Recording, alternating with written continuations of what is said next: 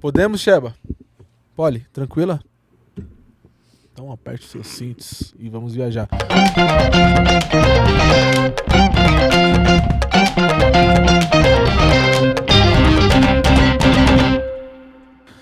Senhoras e senhores, meus amigos e minhas amigas TechSecers, sejam muito bem-vindos e bem-vindas a mais um episódio do TechSec Podcast. Fala, meu amigo, meu mano, meu irmão, Gustavo. Paz, estamos em março. Estamos em março. Começamos um mês maravilhoso. O ano voa, galera.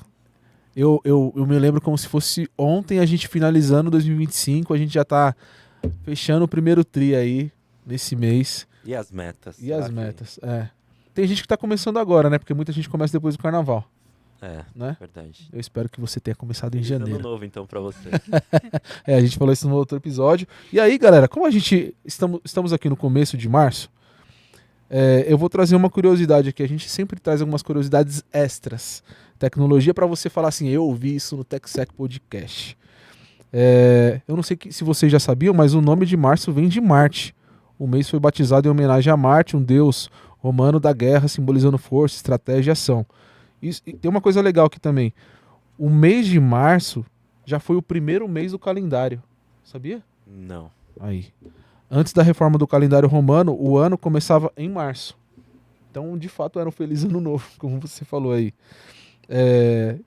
E o mês de março é conhecido como um mês de decisões importantes. Historicamente, o mês de março esteve ligado aos inícios de campanhas, viagens e grandes decisões políticas e sociais. Se você não sabia disso, fala para um amigo que março é um mês que representa muito e você ouviu no TechSec Podcast. Boa.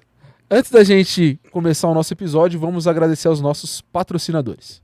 E eu vou começar pela Hacker Rangers. A Hacker Rangers, que é a única plataforma 100% gamificada do mundo para conscientização em cibersegurança nas empresas.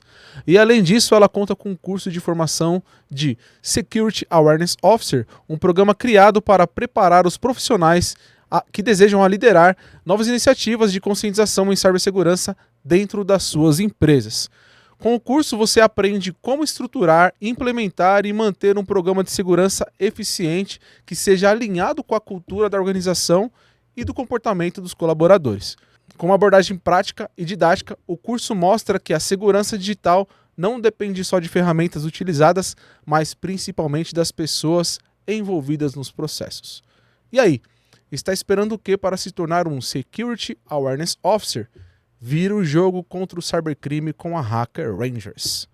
E ela, Apura Cyber Intelligence, é uma empresa de vanguarda especializada nos aspectos críticos de segurança cibernética e inteligência de ameaças. A expertise da Apura abrange desde a identificação e mitigação de ameaças e fraudes online até a investigação digital e segurança ofensiva avançada baseada em inteligência de ameaças.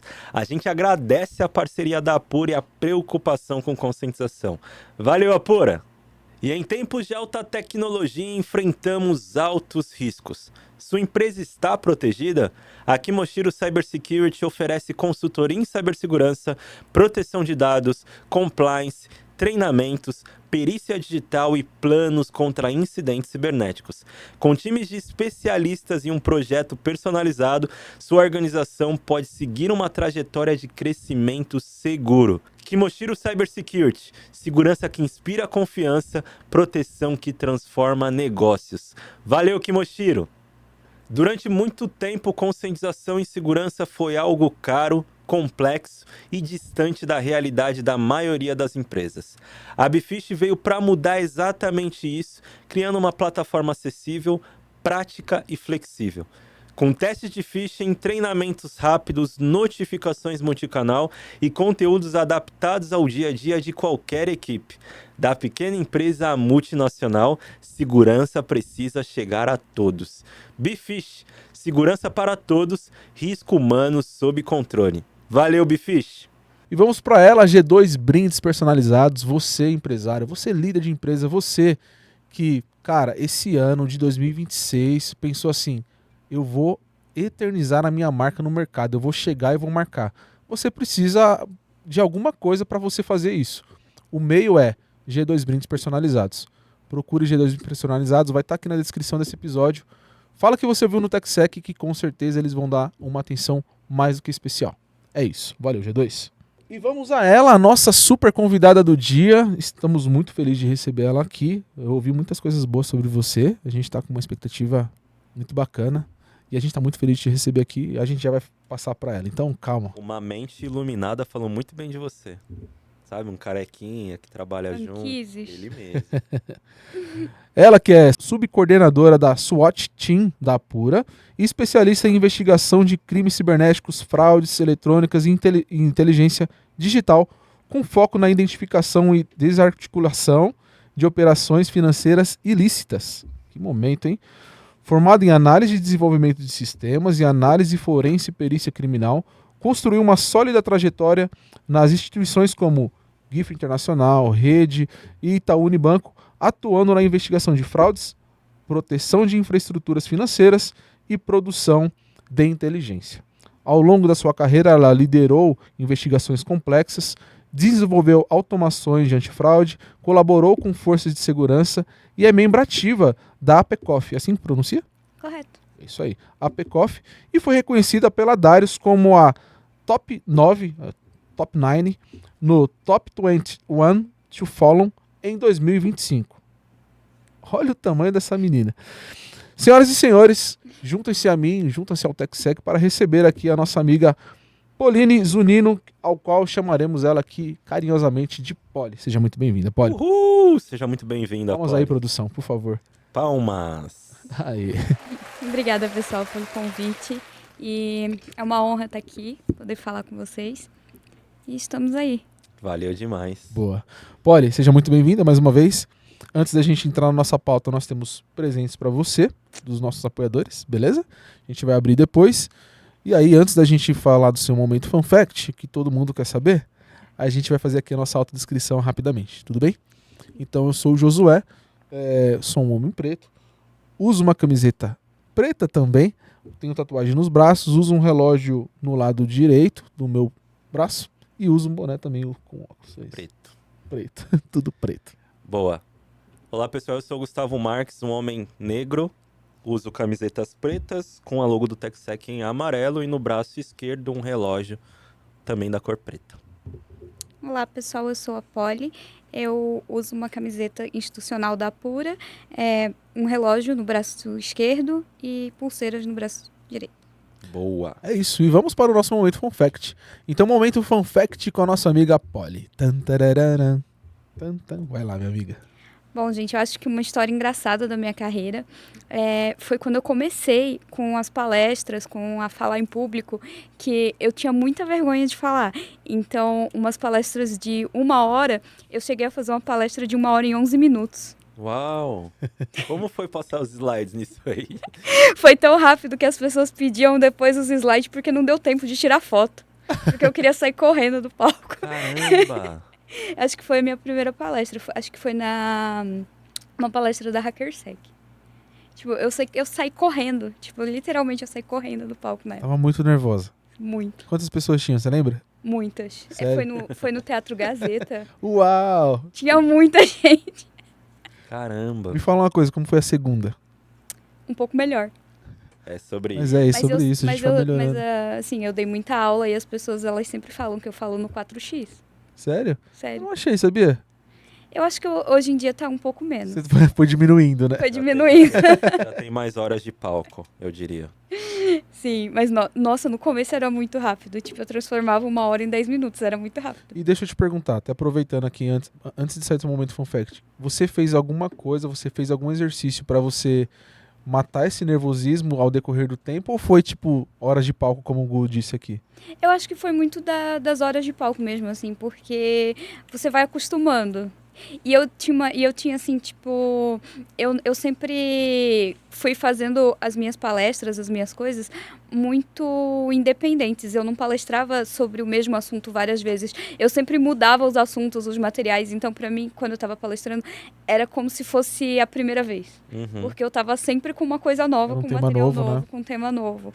Então, hoje em dia, eu já tenho um pouco mais de experiência de aproveitar os materiais, de falar, de ir melhorando os próprios materiais. Então, tipo, eu acho que isso foi dando um pouco mais de leveza ali na fala. Que legal.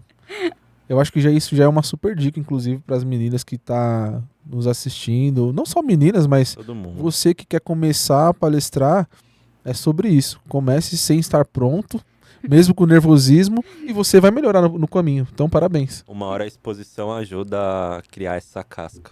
E faça muitos slides, que nem a Polly. Muito.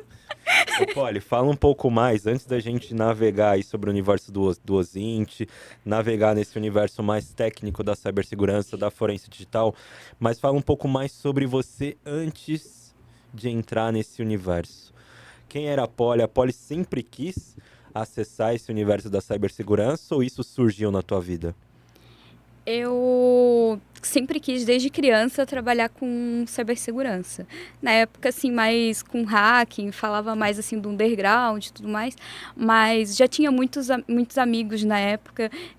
Tinha um grupo no Facebook que a gente chamava de F-Society Brasil. Vocês devem conhecer o Tauan. Sim. Então, já fazia parte da moderação da F-Society. Isso era criança ainda, era adolescente.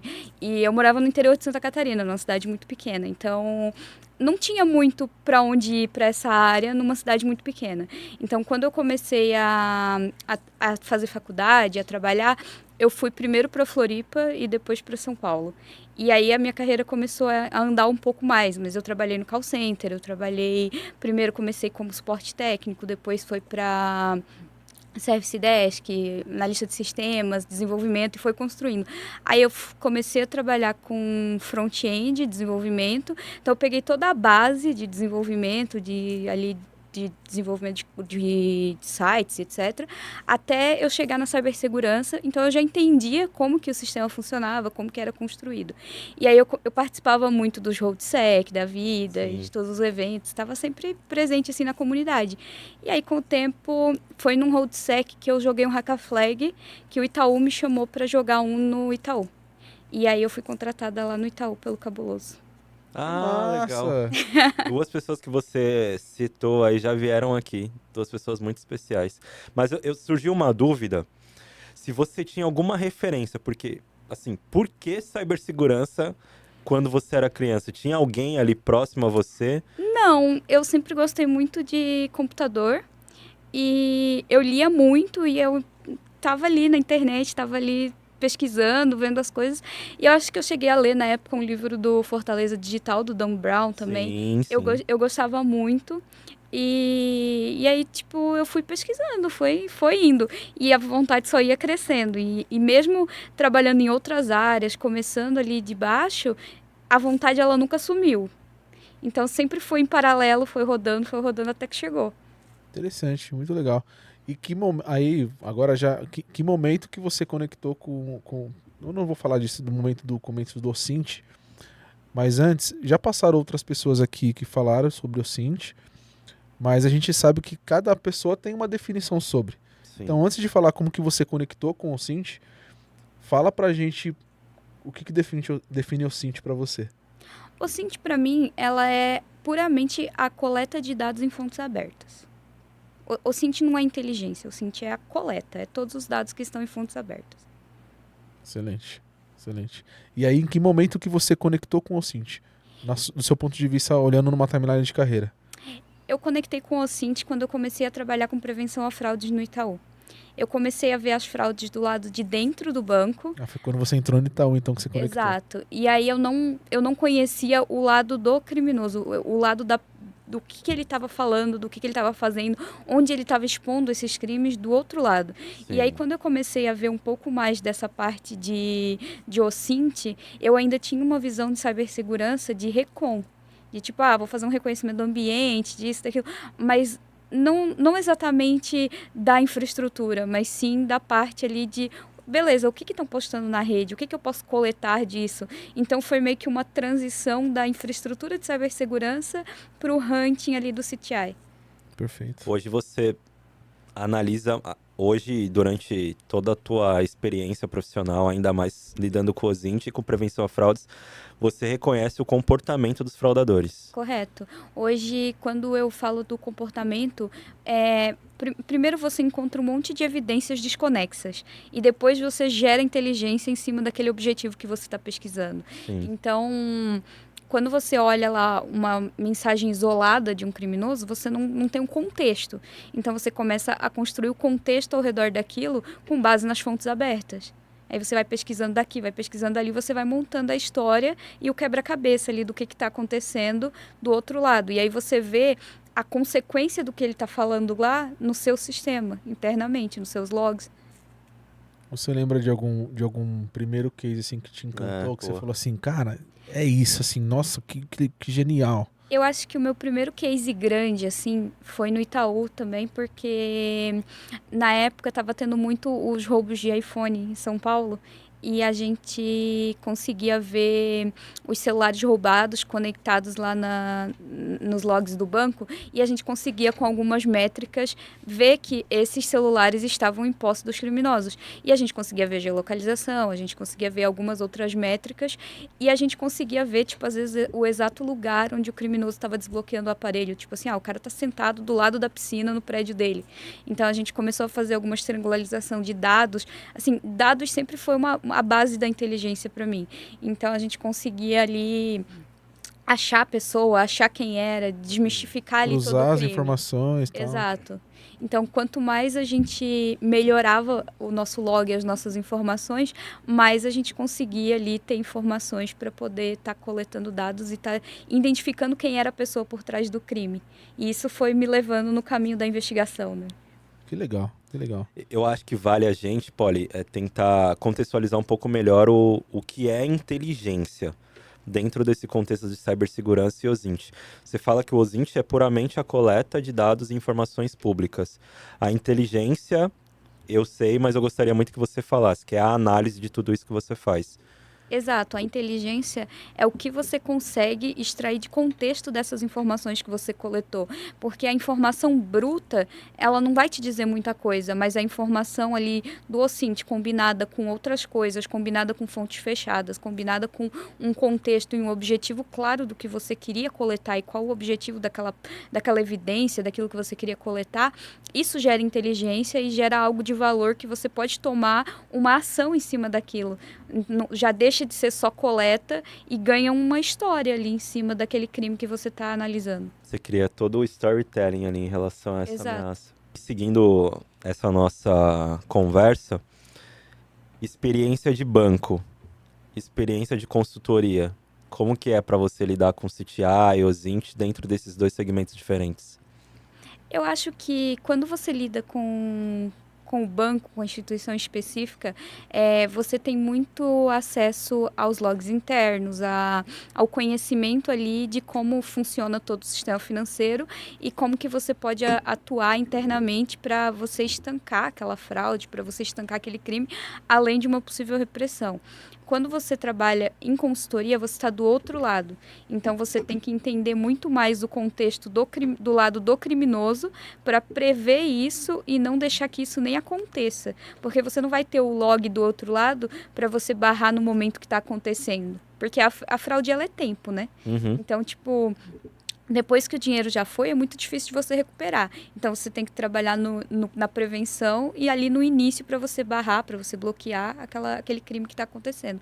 Então, quando você trabalha na consultoria, você precisa prever isso antes que chegue no cliente, antes que aquilo de fato aconteça. Então, você entende todo o contexto, você entende tudo que o criminoso está falando, planejando, tudo que está nascendo ali ainda a ideia, para você poder já matar aquilo na raiz. Quem é esse criminoso digital? Como ele se comporta? Pergunta de milhões. Tem muita gente agora que sofre ameaças, sofre golpes digitais. Você que está no dia a dia dessa galera ali, né, atuando na prevenção, é claro. Como essa galera se comporta? Cara, de todas as formas possíveis. Existe um padrão? Não. Existe todo o tipo de criminoso ali. Eu acho que o padrão é que, assim, são nichos, né? Alguns vão pro crime financeiro, outros vão para crimes mais de ódio, outros vão para crimes ali de tráfico de pessoas, a parte ali dos problemas com o Discord, o Roblox, então com crianças e adolescentes. Então, tipo, eu acho que é muito nichado, mas ao mesmo tempo o comportamento ele tá muito atrelado ao nicho em que a pessoa atua. Tipo, o estelionatário vai se comportar de um jeito, a pessoa que tá num grupo de ódio vai se comportar de outro, mas ao mesmo tempo não existe um padrão, são todos os tipos de pessoa. Isso que dificulta o usuário comum, cara. É. Porque se você não conscientiza, eu sei da ausência do padrão, mas se a gente não consegue para cada segmento, olha, ataques em relação aos dados financeiros de banco geralmente vem dessa forma, mas são muitos tipos de ataque, isso prejudica bastante o comum. E ele antigamente, você vai saber melhor do que a gente, ele tava numa camada muito mais, primeiro que muito baixa e muito alta ao mesmo tempo, ou seja, pegava muito a camada dark e em cima uma camada muito business, ou seja, muito mais empresas. E aí ele começa a atingir pessoas depois, né? Esse tipo de fraude, etc e tal. E aí foi o que você falou. Hoje até crianças e tal. E ele vai aumentando a gama e piora quando vem pro digital. Sim. Tem alguma coisa... cada dia mais a gente se surpreende assim com a audácia dos atacantes, né? Sobre, sei lá, pegar o meu número, que é um bobo aqui, mas as pessoas infelizmente caem. Eu digo bobo no modo de dizer, porque é o bobo que na verdade que fica fácil dos caras praticarem. Sim. Pegar a minha foto, criar um número novo e falar assim, Gus, hoje não vai ter podcast, por exemplo. Isso aqui é uma coisa leve, mas o cara vai lá pra fazer extorsão de grana e tal, enfim. Tem alguma coisa muito bizarra assim que você viu durante o seu trabalho que você pode compartilhar com a gente em algum tipo de investigação, de você falar, cara, isso aqui acontece e eu participei da investigação, desde que você possa contar? Aqui, Polly, mais para dar essa dica de ouro pra galera comum que está nos assistindo. Isso, exatamente.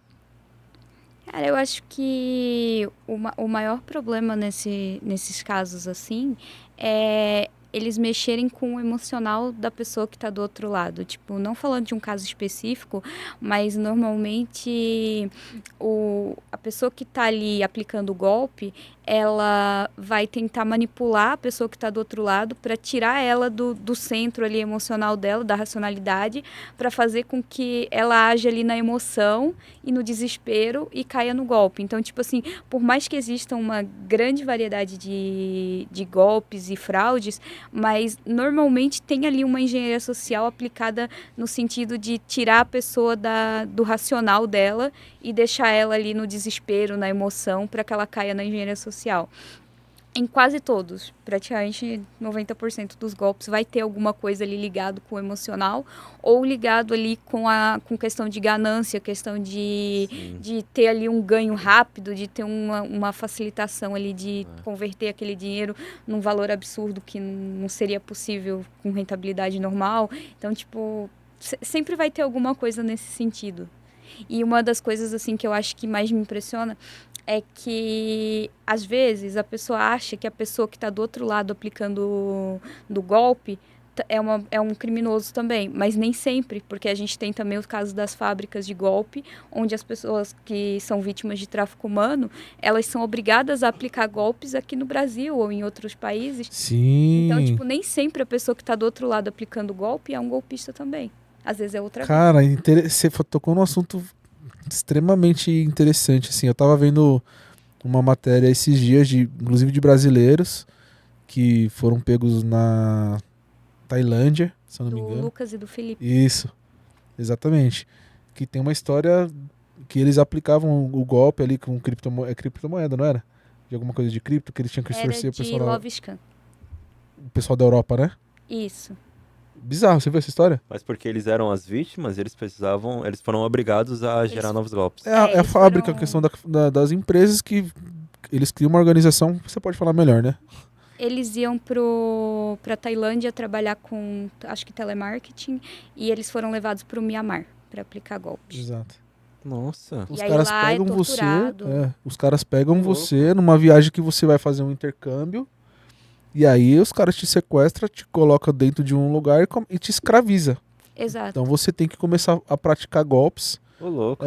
Cara. E existe muitos anúncios hoje no Telegram, no Facebook Ads, etc., onde eles anunciam essas vagas de empregos no Camboja, na Tailândia, etc. E aí eles colocam lá que eles precisam de uma pessoa para telemarketing, para recepção, etc. Gente, eu não tava E sabendo aí, eles, disso. e aí eles colocam lá que precisa falar português, e aí, tipo, a Nossa. pessoa vai achando que é uma vaga de emprego, normalmente tem um salário ali atrativo, mexe com o sonho da pessoa de querer viajar para fora, e aí a pessoa vai e cai nesse tipo de situação. E aí a gente vê o reflexo aqui, esses números, por exemplo, que manda pra gente lá, trabalho, não sei o quê, remoto ou coisa do tipo, e aí depois coloca lá disponibilidade de viagem, não sei, aí você vê lá é um número da Indonésia te mandando esse tipo de mensagem. Normalmente é esse tipo de golpe. Aqueles golpes dos príncipes lá, que tem uma herança para receber, não sei o quê. Muito disso leva para a plataforma de LoveScan. Esse é o Felipe, né, e o Lucas. Felipe e o Lucas. Essa história, ela me chocou muito por conta de toda a história da tortura, de como eles tentaram fugir aí foram frustrados, enfim, até eles conseguirem sair. Eu recomendo vocês pesquisarem sobre, porque é um super alerta também que você tá dando aqui, lembrando disso, porque... Caramba, eu não sabia disso. Porque justamente foi na emoção também, da questão do salário, da questão de viajar para fora, de ter um emprego fora. Eles sabiam falar inglês, então tinha toda uma questão ali que favorecia eles a ter uma oportunidade legal fora do Brasil. E, pô, os caras sofreram muito, cara. É pesada a história desses caras. A história é bem pesada. Caramba, gente, eu não sabia. Eu vou pesquisar mais sobre esse ponto aí.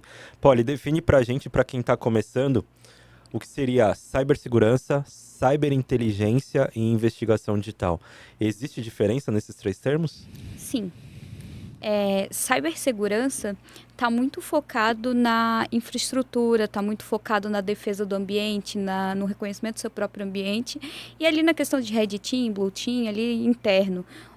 A ciberinteligência, ela já é mais voltada para a inteligência que você faz em cima dos dados ali da investigação. E a investigação em si, ela precisa de provas e provas com cadeia de custódia e etc., que possam levar ali a um trabalho em cima disso.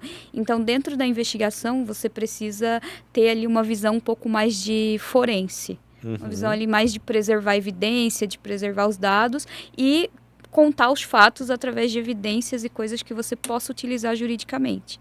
Já a inteligência não. A inteligência é tudo que você consegue extrair ali de informação em cima dos dados, das coletas e de tudo que você analisou ali, de toda a sua análise.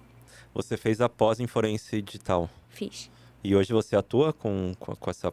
Hoje eu sou dessa área? Hoje eu sou membro ativo da APCOF, que é a Associação dos Peritos em Computação Forense, mas sou cadastrada no Tribunal de Justiça também como a perita ativa, mas eu não atuo basicamente assim com perícia. Se tiver alguma perícia, alguma coisa assim para fazer que for algo pontual, eu até faço, mas tipo, não é meu trabalho. Mas eles te dão um ping, né? Dá. Dão, né? Eu sei que eu conheço alguns peritos e eu acho muito legal isso. Eu fui perito por 3 meses, cara. Muito massa. No IBP, no Instituto Brasileiro de Peritos. Eu não gostei tanto porque a ideia que eu tinha de, cara, vou investigar, vou analisar... Não existe. Foi ruim, porque eu ficava muito tempo escrevendo o laudo judicial, sabe? Exato. Traduzindo o técnico para uma visão mais jurídica, aí eu não curti tanto. Eu também não curto essa parte, então normalmente eu repasso para outros amigos peritos. Cara, eu não gostei, meu. Você precisa escrever muito, cara. A parte de investigação, pelo menos na minha época ali, era a mínima, sabe? É que eu gosto muito de dar pitaco na investigação, entendeu? Eu gosto de ver a história, de fazer a inteligência, de ver, tipo, beleza, aconteceu isso, mas realmente foi isso, foi aquilo, foi aquele outro. E aí quando você vai... aí quando você fala de perícia, você precisa mostrar aquilo com provas, tipo assim, é esse fato, isso aqui, isso aqui, isso aqui. Tudo bem que nas investigações ali você vai construir a história toda com os fatos e com as provas, mas na perícia não, na perícia você só entrega os laudos ali e fala, é isso que foi encontrado. E eu não gosto de ficar limitada ao é isso. Sim. Essa parada do hacking te acompanha. Essa questão da curiosidade, de ir mais fundo, legal. O Polly, hoje a gente tá na era digital onde tem um flow de informações. E no flow de informações, quando a gente vai falar de investigação, Qual que é o maior risco, na sua visão, na hora de uma investigação? Na sua visão, né? O flood de informações para você compilar isso e montar uma investigação, criar ali, ou a falta de informação? Eu sei que a falta de informação parece que, pô, é o mais simples, mas o flow de informação também pode ser complexo de você ter que juntar tudo isso e compilar, que acaba sendo o seguinte que você falou, de juntar todos os dados. Qual que é o maior risco disso daqui tudo e como que você lida com isso? Eu acho que o flow de informação, ele é um problema quando você tem um tempo reduzido para terminar uma investigação. Porque quando você tem pouca informação, é aquilo ali, pronto, você tem aquilo ou não tem. Agora, quando você tem muita informação, vai levar muito tempo para você processar e trabalhar esses dados. Então, você vai ter que criar diversas linhas de investigação, diversas hipóteses, e aí você vai ter que confirmar tudo isso, e isso vai levar, com certeza, muito mais tempo de investigação do que você se tivesse poucos dados, né? E quando você tem pouco tempo e muita informação? Aí você faz milagre. Aqueles incidentes gravíssimos. Cara, eu preciso descobrir da onde surgiu aí, quais foram os rastros. Mas pode... uma infinidade de informações. Aí você toma muito café e energético e começa ali, ó. Seja bem-vindo à área de segurança. Inteligência artificial tá ajudando com isso, não tá? Ou não? Me diga aí. A inteligência artificial, ela ajuda muito, mas precisa ter ali os seus ponderamentos, principalmente quando você fala de investigação. Porque, por exemplo, você não pode colocar dados sensíveis na inteligência artificial, dados de vítimas, Perfeito. Dados de pessoas que são acusadas, mas que você ainda não tem certeza que aquela pessoa, de fato, cometeu algum crime. Então, você tem que tomar muito cuidado com a investigação para você não expor a pessoa ali para a inteligência artificial. Jogar num banco ali, né? Existe na sua visão, e aí você já até deu um gancho aí, mas eu preciso fazer essa pergunta para você responder da melhor forma. Você acredita que existe um OSINT mal feito? Sim. Quando que é ali? Quando ele acontece? Boa pergunta. Assim, como que eu vou explicar isso? O OSINT, ele precisa ser... Beleza, você coletar as evidências, ok. Mas a inteligência que você faz em cima do OSINT, você precisa validar que aquelas informações, elas não foram plantadas, manipuladas, que aquela informação tem contexto e que você tem um duplo fator ali de validação de que aquela informação é realmente real. Eu já peguei um caso que... Eu trabalhei no caso vários meses e vários meses não, até eu já tinha visto coisa dele de outros anos, mas eu fiquei alguns meses pesquisando ele, né? E em alguns anos anteriores, ele postava nas redes que ele tinha 42 anos. Ele postou o aniversário dele de 40, de 41 e de 42. Só que, na verdade, era 30, 31 e 32. Então, a gente estava procurando um cara de 42 anos, quando, na verdade, ele tinha 32. E ele mentia várias coisas na rede dele sobre localização, essas coisas, onde ele alterava os metadados e ele postava daquela forma justamente para você acreditar que você estava numa linha de investigação certa. Então, você quase vai parar lá no Amazonas, o cara tá aqui no Rio de Janeiro. Uau! Então, assim... Interessante. Certinho. A informação, ela precisa ser validada para você não cair ali no conto. Então, gostei. Excelente resposta. Não é porque... só a primeira coisa que você deve acreditar, sabe? Fiz um assim, eu tenho a idade do aniversário dele de 1 ano, de 2, Cara, de 3. eu tenho uma polêmica. Eu preciso fazer essa polêmica porque o termo OSINT hoje, e você já é da área há muito tempo, mas ele tá muito glamorizado. Você tem visto muitas pessoas falando sobre. Eu acho que nunca vi muita gente falar como OSINT nesse ano, no ano anterior, nos 2 anos anteriores, justamente como agora. Parece que era uma área muito mais inside ali, cybersecurity, sabe? Que ninguém conhecia, assim como perícia, que nunca foi tão popular. Você acha que o termo hoje ele tá popular e muita gente tem atuado justamente pela essa popularidade? E que isso pode ser ruim para a área? Não, eu acho que o termo cresceu muito pelo fato de que a tecnologia também evoluiu junto. Então, antigamente a gente tinha muitos crimes no meio físico, a gente tinha muitos crimes ali de caixa eletrônico, de coisas assim muito mais física, a maquininha adulterada ali com chupa-cabra, coisas muito mais ali onde precisava de uma investigação fisicamente em loco. E aí o crime ele foi crescendo em relação ao digital. Começou com o malware e aí foi pro pros hatch da vida, foi indo. E hoje o criminoso, ele digitalizou. Principalmente pós-pandemia, né? Porque na pandemia todo mundo estava em casa. Então o cara que ele fazia lá o crime dele na rua, ele precisou aprender a fazer isso através do computador. Exato. Então, com a quantidade o boom ali de fraudes, de golpes, de coisas que começou a acontecer na pandemia e se estendeu, isso criou uma nova forma ali de você ter que investigar. Você precisou se adaptar também a esse mercado criminoso. Cara, é muito louco porque a infinidade de golpes que a gente tem a partir da engenharia social, dos diversos vazamentos, aí eu tô falando de usuário comum também e usuários de empresa. Mas listas vazadas que tem lá teu nome, teu endereço, muitas informações pessoais e sensíveis. Quando esse fraudador, esse estelionatário pega essas informações, o ataque fica até com mais credibilidade, sabe? Ele te envia uma mensagem com todas as suas informações. Se você, assim como a Polly disse, não parar, respirar, perguntar se faz sentido, você vai cair, cara. Sim. Porque ele dá muito direto com o teu emocional. Eu vi uma parada sobre isso, e a Polly deve saber melhor do que a gente. As pessoas caem muito pela emoção, que foi o que ela falou, e tem muito lance de empréstimo. O cara antigamente mandava uma mensagem para um cara, falava ou ligava, não sei, tem cadeia, né, que os caras ligam e tal, enfim. Mas os caras hoje constroem plataforma, velho. Sim. Então o cara joga o CPF, e eu tava conversando com o perito sobre isso. O cara joga o CPF, e aí ele já tem um bot das informações vazadas ali daquele CPF, e ele já traz, você é o cara que nasceu no dia 3, sua mãe e tal, seu endereço, tal. Então você acredita naquela parada. Você é o usuário. Então você que está nos assistindo. E não só informações vazadas, esses painéis eles estão conectados com diversas APIs, diversas coisas em tempo real, onde eles conseguem informações de diversas empresas. Você disse que às vezes não é vazado mesmo. Nem sempre. É vazado, né? Não deixa de ser.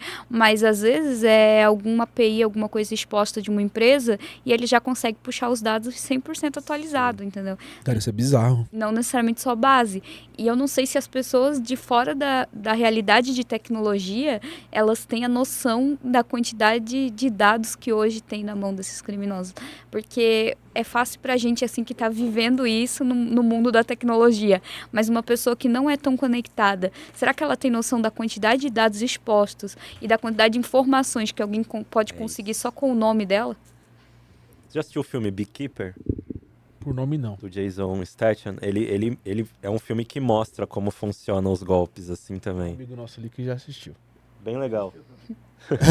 Você assistiu? Sim. Bem legal, ele mostra Beekeeper. toda essa questão. Assistam, pessoal. Ele mostra essa questão de com quem eu tô falando, aí a pessoa fala o nome dela, no mesmo momento já aparece no telão todas as informações da pessoa, pô. E isso é muito real, olha lá o Josué anotando. Galera. Esse aqui é um outro novo, viu? É outro? Aquele de... Esse aqui é um de linha, viu, pessoal? Em breve nas lojinhas. Ô, Polly, eu quero saber muito mais sobre desafios financeiros, assim. Quais são as ameaças que mais estão surgindo aí, como você também domina essa parte? Uma das ameaças que eu tenho palestrado bastante sobre e evoluído nas pesquisas também é sobre o que a gente deu o nome na Apura de Crime Techs. São fintechs que são CNPJs criados como se fossem instituições de pagamentos, mas não são. Na verdade, elas são CNPJs que se conectam com empresas que fazem a liquidação financeira da transação e, a partir daí, eles têm uma conta-mãe, que é a conta do CNPJ ali que eles criaram, e eles criam diversas contas filhas embaixo dessa conta para usar de conta laranja. Então, tipo assim, antes o fraudador ele focava ali em tirar o dinheiro de uma fraude ali de 100 mil reais ali que ele fez. Ele precisava de 5, 6 contas laranja. Mas igual o ataque que aconteceu de 1 bi, como que ele some com 1 bi do sistema financeiro? Então eles criam essas fintechs e eles conseguem criar lá milhares de contas laranja para pulverizar isso, né? Então é uma forma deles tanto pulverizar quanto lavar esse dinheiro. Então a gente tem estudado bastante sobre esses novos ataques, sobre essas novas formas de lavagem, porque é a forma como eles conseguem tirar o dinheiro do sistema financeiro, é o trilho do dinheiro ali. Isso aconteceu no ano passado. Naquele grande rombo CIM. financeiro. Isso.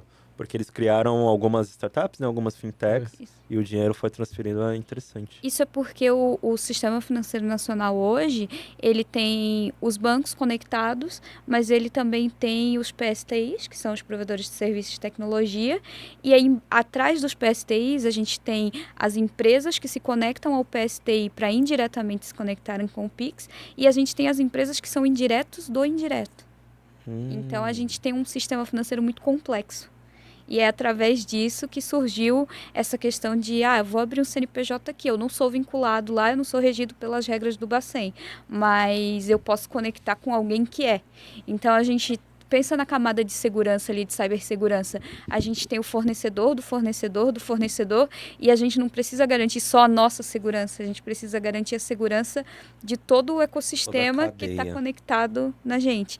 Então, os golpistas, eles acharam uma fórmula, né? De ele fazer ali um CNPJ onde ele consegue se conectar no sistema financeiro e criar essas contas. Eu lido com essa parte de third party risk assessment, é algo muito diferente, muito difícil, porque além do seu parceiro direto, você precisa cuidar desses subparceiros ali, porque geralmente são empresas sem maturidade de segurança e é aí que está o risco. Gestão Eles de terceiros, vão escalando, sabe, lateralmente. Consegui aqui, agora vou vir para cá, até chegar na tua empresa, cara. Esse eu acho que é um das coisas que estão gritando hoje em dia no mercado, meu Exato. velho. Fazer a gestão de terceiro, de fato, é bem complexo. Ainda mais com o crescimento das grandes empresas que os terceiros aumentam essa cadeia, fica bem complexo. Porque essas pequenas empresas, eu diria, elas têm determinadas especialidades. Aí essas grandes, eu preciso de uma especialidade específica. Aí vai contratando essas pequenas empresas, cara. Mas elas não têm maturidade em segurança porque elas não são uma organização governada e etc. Aí não há Bacen. O Bacen que geralmente você responde na empresa principal, embaixo você não tem nenhum requisito, sabe? Pra tratar. Mas isso está mudando. Eu ainda não vi tanta mudança, pelo menos nessas atuações que eu tenho feito. Fala da mudança. Mas acredito que a estrutura geral, sim. Não, mas agora nas novas regulamentações do Bacen está exigindo várias outras coisas e está exigindo CTI para os fornecedores e tudo mais. Então, tá mudando um pouco. Do ponto de vista de regulamentação, se diz, né? Do ponto de vista de regulamentação. Teve a nova resolução agora em dezembro, acho que a partir do dia 18 de dezembro. Mas teve uma agora de março também. De março já? Não. Teve uma em dezembro, agora que foi a última. Não, mas tem uma que é até fevereiro, acho que fevereiro ou março, que é para ser adequada. Sim, isso. É Ela adequação. foi lançada em dezembro e a adequação até 1 de março. Isso. Então você precisa Foi correr dia 1 aí. agora. É. Que na verdade... Exato. Exato. Foi dia 1 agora, né? Exato. Ô, Poli, fala pra gente, é muito legal esses assuntos. Toda vez que vem alguém aqui que fala sobre esses assuntos, é bem empolgante. É um assunto que empolga o público. Sim. Por quê? Foi o que eu falei na outra fala, né? Hoje todo mundo tá vulnerável. A tia do WhatsApp, que é a nossa mãe às vezes, ela tá vulnerável, porque a minha mãe hoje é engraçada. Ela sempre me fala assim, filho, isso aqui é golpe, isso aqui é verdade, agora com essa deepfake aí. Isso aqui é verdade? Não, mas isso não é mentira, enfim. Como que você, como um profissional que lida com esse tipo de atores, se vê enquanto uma pessoa na sociedade? Como que você lida com essas situações? Você fala, cara, eu preciso resolver essas situações. Você desliga a profissional e você volta para uma vida. Como que é o seu dia a dia nisso? Na verdade, eu tenho muito hiperfocos nas minhas investigações, né? Quando eu começo, eu não quero parar até terminar.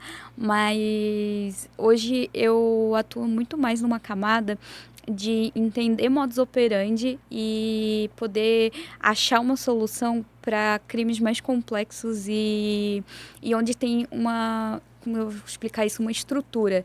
Tipo, eu não foco na fraude final ali, no usuário que caiu no golpe do WhatsApp, mas na infraestrutura que tem por trás desse golpe que está chegando no WhatsApp daquela vítima. Perfeito. Porque a ideia é você conseguir combater na raiz para o maior número de vítimas possíveis. Incrível, e não, velho. tipo, uma coisa ali, tipo, focada específico em investigar e analisar um caso específico. Às vezes acontece. Teve um caso também que chegou no meu Instagram, que até me assustou um pouquinho, que uma senhora tinha caído num golpe e tal, e ela entrou em desespero. E ela me procurou no Instagram, eu dei suporte, conversei e tudo mais.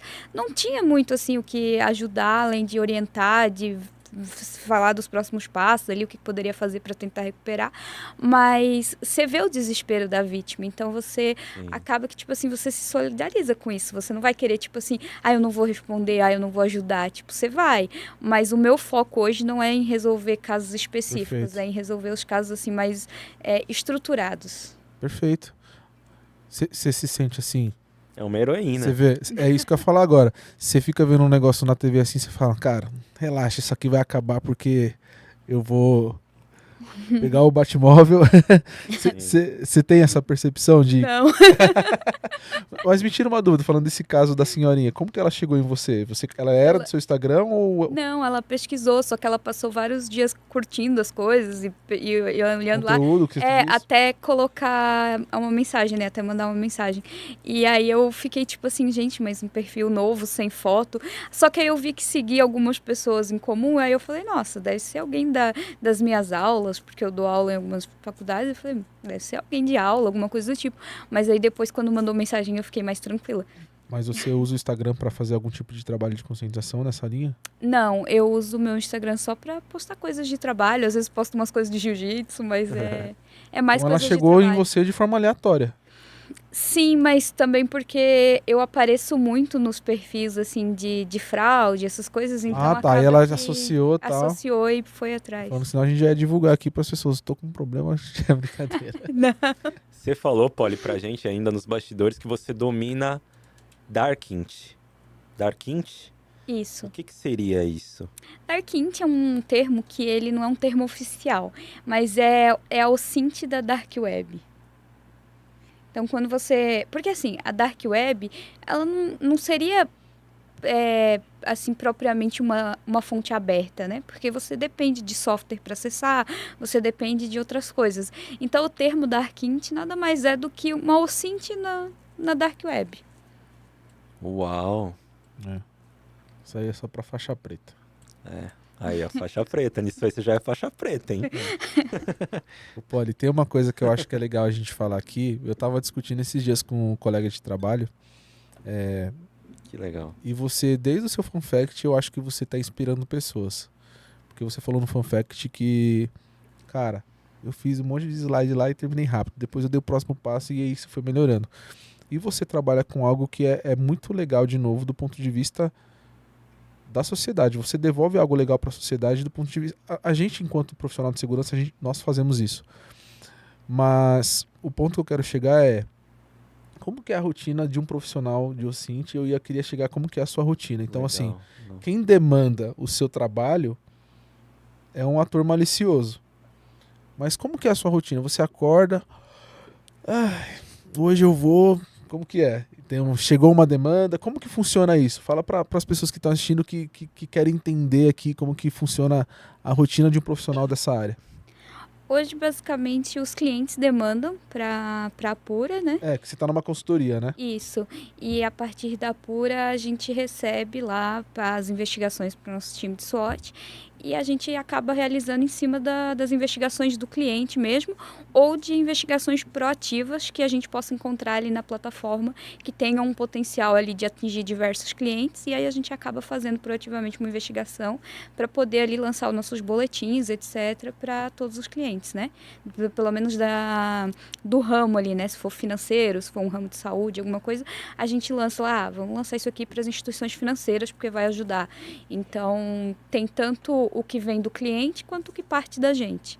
E vem sob demanda, né? E hoje também eu dou vários apoios aí para as instituições públicas, para a parte de forças de segurança. Então, tipo, acabo fazendo muitos trabalhos em outras áreas também, além da institucional. Você falou do proativo, essa parte é legal, porque todo mundo gosta dessa parte. Como que funciona esse proativo? Tá rolando um hunting, tá rolando notícia, tá rolando... Aí já é com CTI, acredito. Então, CTI, mas é justamente isso. Foi uma demanda que veio do CTI e falou, galera, fiquem atentos a isso daqui, porque isso aqui pode ser uma tendência, e aí você começa a atuar, você vai gerar uma nota. É que assim, quando você está investigando, por exemplo, você está investigando um caso que aconteceu no cliente A. E aí lá no cliente A você vai ver o cenário do que aconteceu, do ataque, da investigação dele. Você acaba vendo muitas outras coisas na borda que não tem relação com aquilo, mas que pode ter um potencial. Então, por exemplo, isso aqui roubaram X milhões desse cliente, mas quando você vai entrar no detalhe, você vê que o cara buscou uma forma específica de lavar aquele dinheiro, de fazer uma evasão daquele dinheiro, alguma coisa. Então, às vezes, você descobre partes dessa investigação que podem ser aproveitadas por todo o mercado financeiro e não só por aquele cliente. Então, aquilo pode virar um estudo aprofundado Por um segmento, sobre né? um segmento específico sobre algo que era uma parte de uma investigação, entendeu? Aí você começa a reconhecer padrões, Exato, etc. e aí você vai longe, entendeu? Então, muitas coisas surgem de outras coisas. Você está investigando outras coisas e aleatoriamente tem uma parte ali dentro que você fala, nossa, isso aqui é interessante, vou me aprofundar nesse assunto. Muito legal. Ou isso aqui é novo, isso aqui é um modus operandi que eu ainda não conheço. Então, vamos ver se isso aqui tem potencial. E aí, se for algo grande, se for algo que realmente tem potencial, você aprofunda um estudo para todo mundo. Eu gosto muito da Apura porque vocês têm esse papel de pró-mercado. Vocês estudam, é claro, fazem todas essas pesquisas e depois liberam isso em forma de um boletim, de um relatório. Isso é bastante legal, cara. Tem muita recomendação, muito caso de uso. Os webinars que vocês fazem também, então é algo bem bacana. Normalmente são coisas que surgem exatamente assim. São coisas que a gente está lá investigando e aí a gente olha lá e tipo, nossa, isso aqui tem potencial de ser algo bom, vamos investigar isso daqui. E muitas vezes a gente vai fazendo e quando está pronto a gente só levanta a mão e fala, olha, gente, fizemos isso daqui. Sim. Tipo... O Josu citou mais cedo inteligência artificial, que é o hype do momento, é a buzzword, todo mundo está falando isso. Como que você tem visto esse crescimento, essa popularização da inteligência artificial? Aqui no Brasil, nem no mundo. Eu acho que a inteligência artificial ela é boa, ela ajuda. Em muitos casos ela facilita o dia a dia, coisas que antes eram totalmente operacionais e gastavam muito tempo para ser feito. A IA te ajuda a melhorar isso, mas ela tem que ser usada com responsabilidade e com ética. Tipo, você não pode pegar dados de coisas sigilosas e estar jogando na inteligência artificial ali online, porque a partir do momento que você coloca um dado na inteligência artificial ali no site da OpenAI ou qualquer outro, você foi embora, você não tem mais controle sobre o dado que está no servidor do outro lado. Então, você não pode simplesmente sair colocando qualquer coisa, informação de contratos, informação de cliente, Sim. na inteligência artificial. Você, enquanto carreira, Polly, o que você pode usar? Você está trazendo vários cases. Você já trouxe case de sucesso, você trouxe case do OSINT mal feito, né? Porque você falou, cara, o cara pode te manipular ali e tal, e aí ser um OSINT que não foi tão legal. E aí, durante toda essa trajetória, e aí pegando um gancho da pergunta do Gus sobre IA, o que você pode trazer de um outro case agora, falando que, IA veio e apoiou nessas investigações? Pode ser que você fale aí sobre compilar dados, você falou sobre os perigos, né, de imputar um monte de coisa, enfim, mas aí eu vou deixar para você. Eu acho que uma parte muito legal, assim, que a inteligência artificial apoiou, pelo menos nas minhas investigações, é que se você usar modelos de LLM locais sem censura, você consegue fazer investigações, inclusive tunelando pela rede da Darknet, e você consegue investigar na Darknet com o apoio da inteligência artificial, MCPs, ali, a parte dos agentes autônomos, e você consegue usar a IA para te ajudar nisso. Tipo, é uma base muito maior de conhecimento do que a sua. Então, ajuda muito, mas tem que ser feita totalmente local, totalmente ali bem configurado, né? Você não vai fazer isso com o ChatGPT, por exemplo. Sim, sim. Precisa ser local. A gente falou isso no Mas, de fato, a IA, ela processa uma quantidade de dados absurda, ela consegue separar padrões, mas, assim, tudo tem que ser validado, tudo tem que ter uma dupla análise. Você tem que saber o que você está fazendo dentro da inteligência artificial, porque senão você vai ter só um monte de dados alucinados. Você concorda que... E aqui é uma formação de pergunta, tá?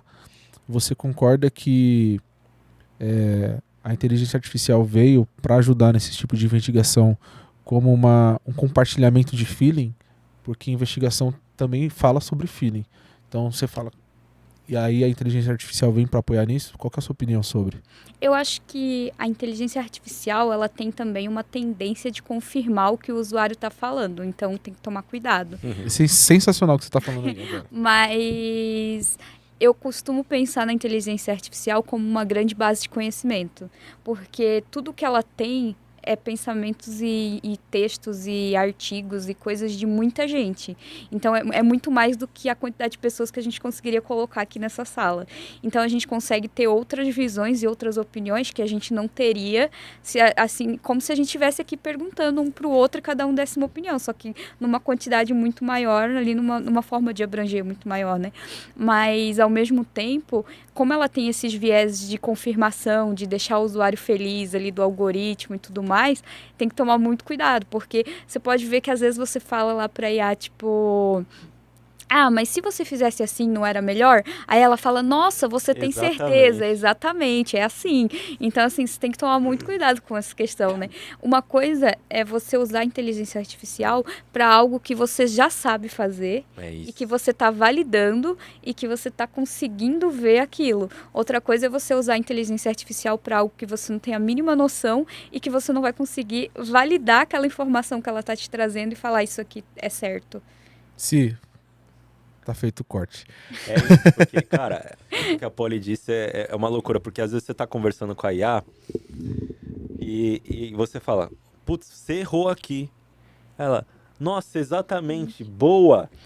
Aqui está, sabe, adaptado. Aí você fala, caramba, meus. Então, você é o produto. Exato, é muito mais interessante o uso quando você sabe minimamente do que você tá buscando, tá perguntando, sabe? Porque senão você vai ficar um refém exatamente do que tá sendo retornado ali pela IA. Hoje em dia melhorou muito, mas antigamente, quando começou o pessoal a usar a IA para desenvolvimento, você via que ela usava umas bibliotecas muito antigas, que ela usava umas coisas assim que você falava, não faz sentido eu escrever um código dessa forma.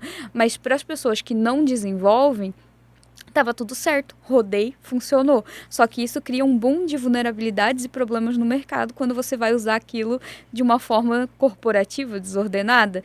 Uma coisa é você dar oportunidade de pessoas que não desenvolvem, conseguir desenvolver suas coisas pessoais, conseguir fazer assim uma ajuda ali, uma automação no seu dia a dia. Legal, mas outra coisa é você colocar um código de inteligência artificial em produção e não validar que aquelas bibliotecas têm 100 anos. Aí você vai falar assim...